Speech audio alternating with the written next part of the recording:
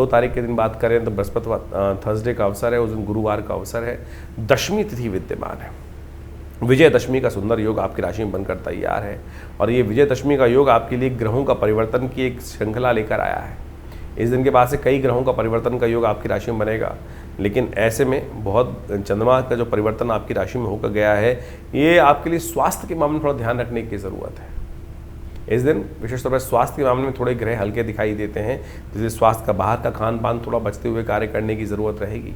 आपकी राशि के दृष्टिकोण से इतना थोड़ा ध्यान रखते हुए कार्य करना चाहिए और बाकी कई मामलों में आपके लिए अच्छे योग हैं। विजयदशमी के दिन कुछ खास उपाय कर लेने चाहिए शास्त्र में जो वर्णित है। अपराजिता एक बहुत सुंदर पेड़ होता है, बेल की तरह चलता है और शंख के समान नीले रंग के उसमें पुष्प भी आते हैं और भगवती महालक्ष्मी का साक्षात उसमें स्वरूप माना जाता है। भगवान विष्णु के पूजन के लिए ये पुष्प सबसे श्रेष्ठ माने जाते हैं और कहा जाता है कि इस दिन जो आश्विन मास की दशमी तिथि, शुक्ल पक्ष की दशमी तिथि को अपराजिता का पूजन करने से एक तो विजय प्राप्ति के योग बन जाते हैं। यदि कोर्ट केस कोई चल रहा है तो कहा जाता है कि इस दिन विजयदशमी का पूजन करने के उपरांत यदि अपराजिता के पुष्पों को पूजन करने के बाद सिद्ध कर कर, अपराजिता मंत्र से सिद्ध कर यदि रख लिया जाए और तो कहा जाए और उसको कभी भी कोई कोर्ट केस इत्यादि हो उसको अपने पर्स इत्यादि में रख के ले जाया जाए तो वो विजय प्राप्ति के अद्भुत योग दे देते हैं।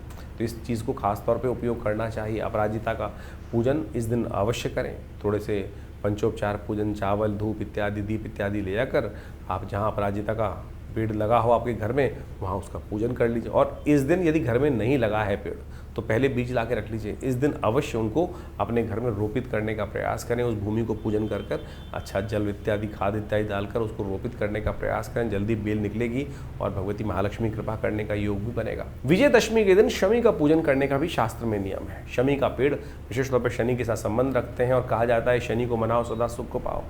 तो इस दिन विजयदशमी के दिन विशेष तौर पर शास्त्र में वर्णित है कि शमी के पेड़ को किसी देवस्थल में जाकर रोपित कर दें या उस पेड़ की किसी भी जगह में लगा हो तो उसका पूजन भी शास्त्र विधि के अनुसार से अवश्य करने का प्रयास करना चाहिए।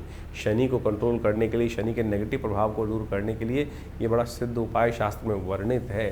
कहा जाता है कि इस दिन पान के पत्ते में शमी के पत्तों को लपेट कर हनुमान जी को अर्पित कर देना चाहिए और उसके बाद अगले दिन उस पान को उठाकर आप यदि अपने तिजोरी वाली जगह पे या जहाँ घर में कहीं रख लेंगे तो कहा जाता है शनि इत्यादि के तमाम दोष दूर करने के लिए हनुमान जी कृपा से सुंदर योग बन जाता है। उस पान के पत्ते को ऐसे ही किसी चांदी के बटुए में लपेट कर रख देंगे तो कहा जाता है विजय का भी योग देगा